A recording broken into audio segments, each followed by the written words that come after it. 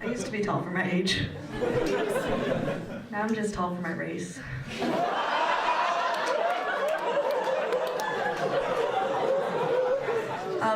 I think that airport metal detectors are actually melanin detectors. That was a race joke. The first day of classes is always really fun for me because it's just like one big game of how many ways can people guess what my ethnicity is?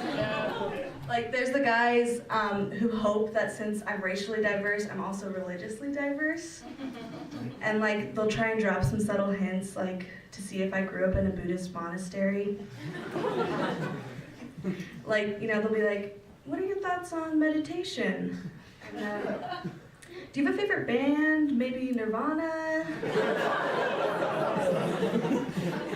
And then like as they pull incense out of their bag, they ask, have you ever shaved your head and like harness the powers of earth, water, air, and fire to destroy the Fire Nation? People don't know a lot about Buddhism.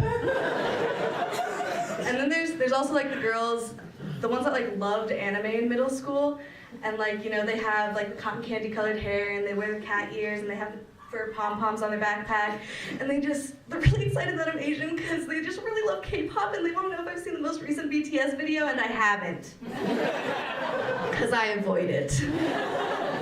And then they asked me if I want to go to Heart and Soul with them, like we didn't just meet 30 seconds ago. Don't worry, I have a friend who's a K-pop girl and she said it's okay if I tell these jokes. There's the guys that served in brown countries that just really want to flex that they served foreign. Like, you know the guys that like will use chopsticks at Panda Express just so they can bring up their mission? And you know, they're always like, are you Cambodian? Because like I served in Cambodia, and I really love the people there. And do you know where the nearest Asian store is? Because I really need some rice. You know, I just really come to love Asian food on my mission. And I always feel like they're trying to out-Asian me.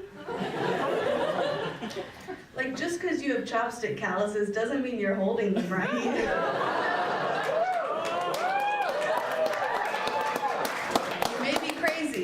And you may be rich, but you will never be Asian.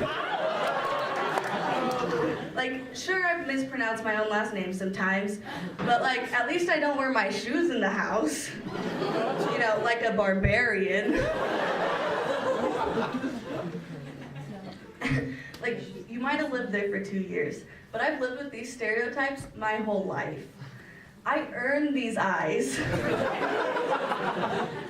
And then there's the girls that feel undermined by my multiculturalness, and like they'll ask, or they feel the need to tell me that they actually got their DNA tested and they're 1% sub-Saharan African. Because apparently DNA kits are a popular gift in Utah for Christmas. I don't get why white people get their DNA tested. Like, I think they're all just really hoping they get that 1% Northern African. And then they're just really shocked when they're 37% German and 63% Miracle Whip.